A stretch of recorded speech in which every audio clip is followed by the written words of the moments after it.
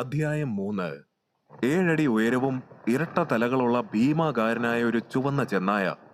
അതിന്റെ വായിൽ നിന്നും ഇറ്റു വീഴുന്ന ഉമിനീർ നിലത്ത് വീണ് ചെതറി. കനൽക്കട്ട പോലെ തിളങ്ങുന്ന അതിന്റെ 4 കണ്ണുകളിലേക്ക് നോക്കിയ ലിയോ ആലില പോലെ ഭയന്നു പറച്ചു. നോക്കി നിൽക്കാതെ ഓടടാ മണ്ട! ചീനുവിന്റെ ശബ്ദം കേട്ട ലിയോ ഇല്ലാത്ത ധൈര്യം സംഭരിച്ചുകൊണ്ട് അവിടെ നിന്നും ജീവനും കൊണ്ടോടി. ചെന്നായ ആക്രോശത്തോടെ അവനെ വിടാതെ പിന്തുടർന്നു. ലിയോ മുന്നിൽ കിടന്ന വലിയൊരു മരത്തടിയിൽ വലിഞ്ഞു കയറി മറുഭാഗത്തേക്ക് ചാടിയോടി. പിന്നാലെ എത്തിയ ചെന്നായ തന്റെ 2 തലകളും ഉപയോഗിച്ച് ആ മരത്തടിയെ കടിച്ചു കുടഞ്ഞെറിഞ്ഞു. ലിയോയുടെ അടുത്തെത്താറായ ചെന്നായ അവനെ കടിക്കാനാഞ്ഞു. എന്നാൽ ലിയോ അവന്റെ സർവ്വശക്തിയും എടുത്ത് വേഗത്തിലോടി. ഓട്ടത്തിനിടയിൽ അവൻ ചരിവുള്ള ഒരു പ്രദേശത്തേക്ക് കാലിടറി വീണു. ലിയോയ്ക്ക് പുറകെ ഓടിയെത്തിയ ചെന്നായയും നിലതെറ്റി അന്തരീക്ഷത്തിൽ ഉയർന്നു പൊങ്ങി. അവനെ മറികടന്ന് ആ ചരിവിലെ താഴ്ചയിലേക്ക് മുഖമടിച്ചു വീണു. ലിയോയും ഉരുണ്ട് താഴെ ആ ചെന്നായിയുടെ സമീപത്തായി എത്തി. അവൻ എഴുന്നേൽക്കാൻ കഴിയാതെ ഇഴഞ്ഞ് അവിടെ ഉണ്ടായിരുന്ന വലിയൊരു മരത്തിന്റെ പൊള്ളയായ ഭാഗത്തേക്ക് കയറിയിരുന്നു. അവിടെ നിന്നും ചാടി എഴുന്നേറ്റ ചെന്നായ ലിയോയ്ക്കായി ചുറ്റിനു നോക്കി. അവൻ ശ്വാസം അടക്കിയിരുന്നു. ചെന്നായിയുടെ തല പതിയെ അവൻ ഇരിക്കുന്ന ഭാഗത്തേക്ക് തിരയുന്നത് കണ്ട ലിയോ ഞെട്ടലോടെ അവിടെ നിന്നും എഴുന്നേറ്റ് ഓടാനായി ശ്രമിച്ചു. പക്ഷെ നിർഭാഗ്യവശാൽ അവന്റെ കാല് ആ വൃക്ഷത്തിന്റെ വേരുകൾക്കിടയിൽ കുടുങ്ങി. ലിയോ മരണവെപ്രാളത്തോടെ അവന്റെ കാല് വേരിനിടയിൽ നിന്നും വലിച്ചൂരാൻ പലതവണ ശ്രമിച്ചെങ്കിലും പരാജയപ്പെട്ടു. എന്റെ കഥ കഴിഞ്ഞു. വായ പിളർന്ന് തനിക്ക് നേരെ അലറി അടുക്കുന്ന ക്രൂരനായ ചെന്നായയെ നോക്കി ലിയോ ഭയത്തോടെ നിലവിളിച്ചുകൊണ്ട് നിലത്തേക്ക് കുഴഞ്ഞു വീണു. തന്റെ നേർക്കടുത്ത ആ ചെന്നായിയുടെ രാഗി മിനുക്കിയ ഉളിപോലുള്ള ദംഷ്ട്രകൾ കണ്ടപ്പോൾ ഭയം കൊണ്ടവന്റെ കണ്ണുകൾ പുറത്തേക്ക് തള്ളി. ഹൃദയമിടിപ്പ് ഉച്ചത്തിലായി. എല്ലാം അവസാനിച്ചു എന്നവൻ ഉറപ്പിച്ച ആ നിമിഷം എവിടെ നിന്നോ പാഞ്ഞു വന്നൊരു കുന്തം അവന്റെ നേരെ കുതിച്ചു ചാടിയ ചെന്നായയുടെ തലകളിൽ ഒന്നിലേക്ക് തുളച്ചു കയറി. ചെന്നായ ഒരു നിമിഷം നിശ്ചലമായി. അതിനുശേഷം വലിയൊരു അലർച്ചയോടെ അത് താഴേക്ക് പതിച്ചു. എന്താണിപ്പോ സംഭവിച്ചതെന്ന് മനസ്സിലാകാതെ ലിയോ കുഴങ്ങി. എന്തായാലും ആ ചെന്നായയിൽ നിന്നും രക്ഷപ്പെട്ട ആശ്വാസത്തിൽ ആരാണ് അതിനെ ആക്രമിച്ചതെന്നറിയാനായി അവൻ മരപ്പൊത്തിലിരുന്ന് ഏന്തി വലിഞ്ഞ് പുറത്തേക്ക് നോക്കി. ഒരു പെൺകുട്ടി പാറക്കെട്ടിന് മുകളിൽ നിന്ന് താഴേക്ക് എടുത്തു ചാടി. അവൻ അത്ഭുതത്തോടെ അവളെ നോക്കി. കടഞ്ഞെടുത്തതുപോലെയുള്ള ആകാര വടിവോടെ കാണപ്പെട്ട അവൾ വളരെ വ്യത്യസ്തമായ രീതിയിലായിരുന്നു വസ്ത്രങ്ങൾ ധരിച്ചിരുന്നത്. എങ്കിലും ആ പെൺകുട്ടിയെ കാണാൻ ഭൂമിയിലുള്ള മനുഷ്യരെ പോലെ ഉണ്ടെന്നുള്ളത് അവനെ ചെറുതായി അമ്പരപ്പിച്ചു. ഞാൻ കരുതി ഈ ഗ്രഹത്തിലുള്ളവരെ കാണാൻ അന്യഗ്രഹ ജീവികളെ പോലെ ഉണ്ടാകുമെന്ന്. പക്ഷെ ഇവളെ കാണാൻ മനുഷ്യരെ പോലെ തന്നെയാണല്ലോ. ഇനിയിപ്പോ ഇവളെയും ആരെങ്കിലും എന്നെ അയച്ചതുപോലെ എന്തെങ്കിലും മിഷനായി ഭൂമിയിൽ നിന്നും അയച്ചതാണോ? എന്നാലും അവളുടെ വസ്ത്രവും കയ്യിലുള്ള കുന്തവും ഒക്കെ കാണുമ്പോൾ അങ്ങനെ തോന്നുന്നില്ലല്ലോ. ഹേയ്, നീ ഇപ്പോഴും ജീവനോടെ ഉണ്ടോ? ലിയോയുടെ തോളിൽ ചീനു പ്രത്യക്ഷപ്പെട്ട് തിരക്കി. അവൻ പെട്ടെന്ന് പേടിച്ചെങ്കിലും അത് പുറത്ത് കാണിക്കാതെ ചോദിച്ചു, ചീനു, ആ പെൺകുട്ടി ആരാണ്? അവളാണ് താമര. റൈഡൻ നഗരത്തിലാണ് അവൾ താമസിക്കുന്നത്. ഇവൾ ഈ കാട്ടിൽ വേട്ടയാടുന്നത് ഞാൻ പലപ്പോഴും കണ്ടിട്ടുണ്ട്. ചീനു അവളെ പറ്റി വിവരിക്കാൻ തുടങ്ങി. ഈ സമയം താമര വീണ് കിടക്കുന്ന ചെന്നായിയുടെ അടുത്തേക്ക് ചെന്ന് അവളുടെ കുന്തം അതിന്റെ തലയിൽ നിന്നും വലിച്ചൂരി 2ാമത്തെ തലയിലേക്ക് കുത്തിയിറക്കി. മരിച്ച ചെന്നായിയുടെ വയർ അവളൊരു കത്തി ഉപയോഗിച്ച് കീറി. കൈകൊണ്ട് അതിന്റെ വയർ ഇരുഭാഗത്തേക്കും പിളർന്നു മാറ്റി. ഉള്ളിൽ കൈയിട്ട് പച്ച മാംസം എടുത്ത് കഴിക്കാൻ തുടങ്ങി. അത് കണ്ട ലിയോയ്ക്ക് ഓക്കാനം വന്നു. ഓഹ്, ഇവളെങ്ങനെയാണ് ഇതൊക്കെ കഴിക്കുന്നത്? കാണുമ്പോ തന്നെ എന്തോ പോലെ. നിനക്ക് സെൽ പോയിന്റുകൾ കിട്ടണമെങ്കിൽ വേവിക്കാത്ത മാംസം കഴിക്കേണ്ടി വരും. അങ്ങനെ പോയിന്റുകൾ ലഭിച്ചാൽ മാത്രമേ ആത്മീയ ശക്തി ലഭിക്കുകയും നിനക്ക് പരിണമിക്കാൻ കഴിയുകയുമുള്ളൂ. അല്ല, നിനക്കിതിനെക്കുറിച്ചൊന്നും അറിയില്ലേ? വേട്ടയാടി ഭക്ഷിക്കുക എന്നുള്ളത് മാത്രമാണ് ഇവിടെ ജീവിക്കാനുള്ള ഏക മാർഗം. ചീനു പറഞ്ഞത് ഒരു ഞെട്ടലോടെയാണ് അവൻ കേട്ടത്. ആവശ്യത്തിന് ചെന്നായ മാംസം കഴിച്ച താമര അവളുടെ വലത് കൈയിലുണ്ടായിരുന്ന ബ്രേസ്ലെറ്റ് തിരിച്ചതും അവൾക്ക് മുന്നിൽ ഒരു മാജിക് സ്ക്രീൻ പ്രത്യക്ഷപ്പെട്ടു.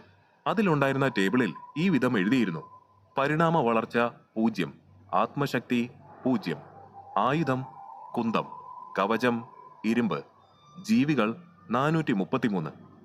അവൾ മാംസം കഴിക്കാൻ തുടങ്ങിയപ്പോൾ അവളുടെ സെൽ പോയിന്റുകൾ 444, 445, 446 എന്നിങ്ങനെ വർദ്ധിക്കാൻ തുടങ്ങി. അതെന്താ ചീനു? ലിയോ താമരയുടെ മുന്നിൽ കാണുന്ന സ്ക്രീൻ ചൂണ്ടിക്കാണിച്ചുകൊണ്ട് ചോദിച്ചു. അതൊരു മാജിക് സ്ക്രീനാണ്. അതിൽ നിന്നും നിനക്ക് നിന്റെ പരിണാമത്തെക്കുറിച്ച് എല്ലാം അറിയാനാകും.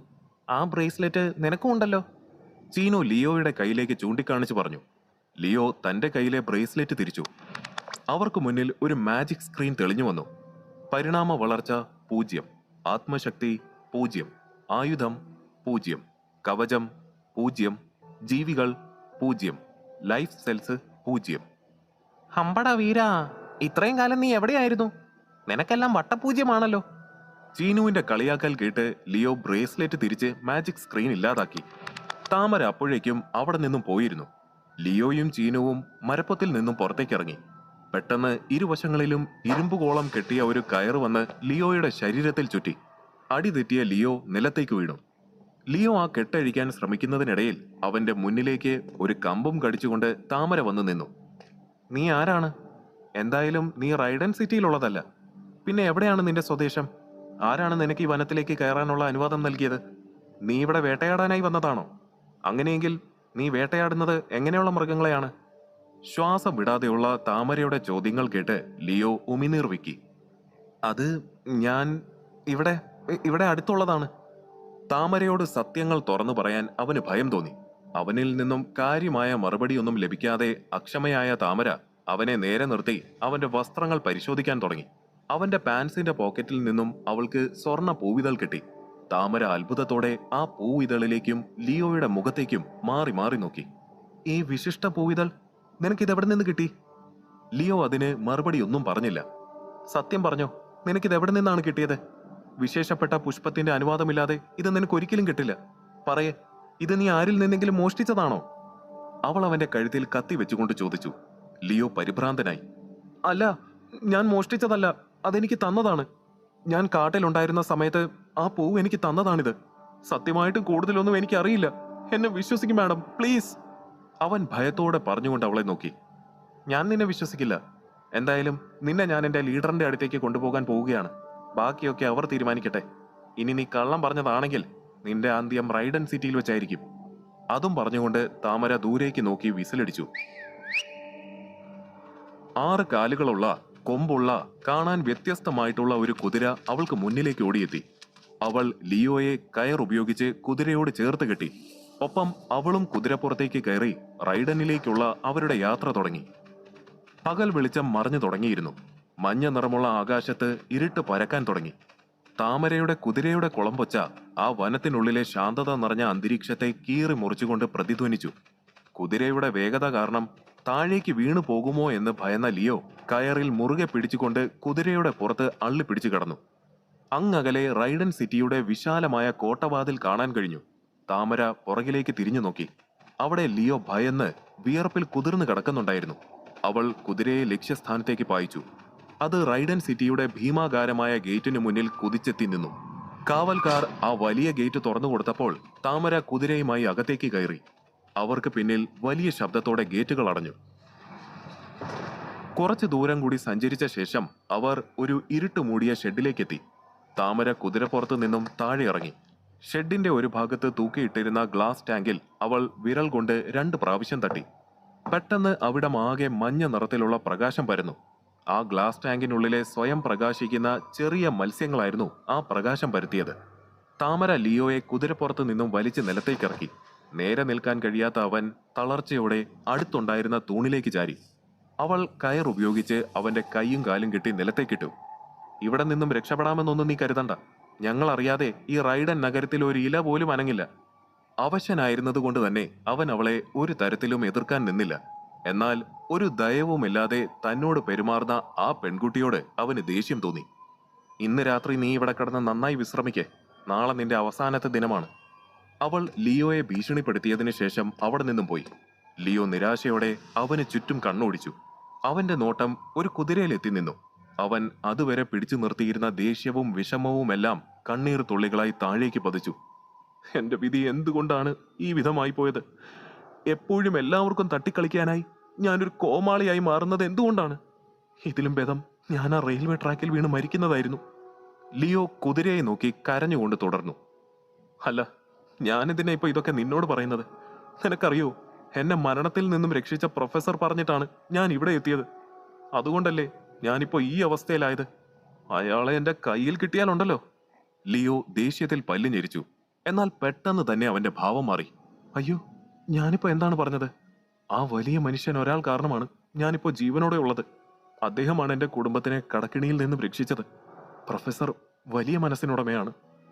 പ്രൊഫസറെ കുറിച്ച് അറിയാതെ പറഞ്ഞുപോയ വാക്കുകൾ ഓർത്ത് അവന്റെ മുഖം പശ്ചാത്താപത്താൽ കുനിഞ്ഞു. അവന്റെ നിലവിളിയും പദം പറച്ചിലും സഹിക്കാൻ കഴിയാതെ ആ കുതിര പതുക്കെ പുറം തിരിഞ്ഞു നിന്നു. ഈ ലോകത്ത് ഞാൻ എത്തിയിട്ട് ഒരു ദിവസമേ ആയുള്ളൂ. അപ്പോഴേക്ക് ഞാനിതാ മരിക്കാൻ പോകുന്നു. നാളെ അവരെന്നെ എന്താണ് ചെയ്യാൻ പോകുന്നതെന്ന് അറിയില്ലല്ലോ. ഞാൻ തിരികെ എത്തുന്നതും കാത്തിരിക്കുന്ന അമ്മയെയും അനുജത്തിയെയും ഓർത്ത് മാത്രമേ എനിക്ക് ദുഃഖമുള്ളൂ. അവന്റെ കൺമുന്നിൽ അമ്മയും അനുജത്തിയും ഒത്തുള്ള നിമിഷങ്ങൾ മിന്നിമറഞ്ഞു. ഏറെ നേരത്തിന് ശേഷം കണ്ണീരുണങ്ങിയ മുഖവുമായി അവൻ ഉറക്കത്തിലേക്ക് വഴുതി വീണു. താമര തന്റെ മുറിയിലെ ജനാലയിലൂടെ ലിയോയെ നോക്കി നിൽക്കുകയായിരുന്നു. അവളുടെ കയ്യിൽ അവനിൽ നിന്നും കൈക്കലാക്കിയ സ്വർണ്ണ പൂവിതളും ഉണ്ടായിരുന്നു. അപ്പോഴും അതെങ്ങനെ അവന്റെ കയ്യിൽ എത്തിയെന്നുള്ള ചിന്ത അവളെ വല്ലാതെ അലട്ടി. പെട്ടെന്ന് അവളുടെ തോളിൽ ഒരു ചെറിയ രൂപം തെളിഞ്ഞു. അതവളുടെ വളർത്തുമൃഗം നിധിയായിരുന്നു. താമര, നീ എന്താണ് ആലോചിക്കുന്നത്? അവൾ നോക്കി നിൽക്കുന്ന ഭാഗത്തേക്ക് എത്തി നോക്കിയിട്ട് നിധി താമരയോട് ചോദിച്ചു. നീ ആ കിടക്കുന്നവനെ കണ്ടില്ലേ? അവനെ പോലെ ഒരു പ്രത്യേകതകളും ഇല്ലാത്തവരുടെ സ്ഥാനം ആ തൊഴുത്തിലാണ്. പക്ഷെ എനിക്ക് മനസ്സിലാകാത്ത കാര്യം എന്തുകൊണ്ടാണ് ഈ വിശേഷപ്പെട്ട പൂവിതൾ പ്രകൃതി അവനെ സമ്മാനിച്ചതെന്നാണ്. താമര, നീ ഇപ്പോഴും അവൻ പറഞ്ഞത് വിശ്വസിച്ചിരിക്കുകയാണോ? നീ അവന്റെ മുഖത്തേക്കൊന്ന് സൂക്ഷിച്ചു നോക്കിയേ. അവനെ കണ്ടാൽ തന്നെ അറിയാം പഠിച്ച കള്ളനാണെന്ന്. എനിക്ക് ഉറപ്പുണ്ട്, മിക്കവാറും അവൻ ഇത് ആരുടെയെങ്കിലും കയ്യിൽ നിന്ന് മോഷ്ടിച്ചതായിരിക്കും. നിധി തറപ്പിച്ച് പറഞ്ഞുകൊണ്ട് ലിയോയെ നോക്കി. അവനപ്പോൾ പാതി മയക്കത്തിൽ എന്തൊക്കെയോ പിറുപിറുക്കുന്നുണ്ടായിരുന്നു. അങ്ങനെയല്ല നിധി, ഒരുപക്ഷെ എന്തെങ്കിലും കാരണത്താൽ അവനെ പ്രകൃതി തെരഞ്ഞെടുത്തതാണെങ്കിലോ? നിനക്കറിയോ, അവൻ കയ്യിലൊരായുധം പോലുമില്ലാതെ കാട്ടിൽ അലഞ്ഞു തിരിയുകയായിരുന്നു. അവനെ ഏതെങ്കിലും മൃഗം ആക്രമിച്ചാൽ അവന്റെ കഥ കഴിയും. അങ്ങനെ സംഭവിക്കാൻ പാടില്ല നിധി. ഈ അവസ്ഥയിൽ അവന് സുരക്ഷിതനായിരിക്കാൻ കഴിയുന്ന ഒരേ ഒരു സ്ഥലം റൈഡൻ സിറ്റിയാണ്. പക്ഷെ താമര, നീ ഒന്ന് ആലോചിച്ചു നോക്ക്. അസൂയയും മത്സരവും തലയിൽ നിറച്ച ആളുകളാണ് ഇവിടെ ഉള്ളവർ. ഈ സ്വർണ്ണ പൂവിതൾ അവന്റെ കൈവശമുണ്ടെന്ന് ആരെങ്കിലും അറിഞ്ഞാൽ അത് സ്വന്തമാക്കുന്നതിനായി അവനെ കൊന്നുകളയാൻ പോലും ഇവിടെയുള്ളവർ മടിക്കില്ല. നിധി പറഞ്ഞു. നീ പേടിക്കേണ്ട നിധി, ഞാൻ ഈ സ്വർണ്ണ പൂവിതളിനെ കുറിച്ച് ആരോടും പറയില്ല. പകരം അവനെ സംരക്ഷിക്കാനുള്ള ഒരു വഴി ഞാൻ കണ്ടെത്തിയിട്ടുണ്ട്. അതേത് വഴി താമര? നിധി ആകാംക്ഷയോട് ചോദിച്ചു. നാളെ രാവിലെ ഞാൻ അവനെയും കൂട്ടി വിപാശയെ കാണാൻ പോകുന്നുണ്ട്. വിപാശയോട് ഞാൻ ചോദിക്കും അവനെ കൂടി ആർമിയിലേക്ക് എടുക്കാമോ എന്ന്. വിപാശയുടെ ആർമിയിലുള്ള ഒരാളെയും കൊല്ലാനുള്ള ധൈര്യം ഈ റൈഡൻ സിറ്റിയിൽ ആർക്കും ഉണ്ടാകില്ല. താമര ആത്മവിശ്വാസത്തോടെ ലിയോയെ നോക്കി നിധിയോട് പറഞ്ഞു. അടുത്ത ദിവസം രാവിലെ ലിയോ കൂർക്കം വലിച്ചുറങ്ങുകയാണ്.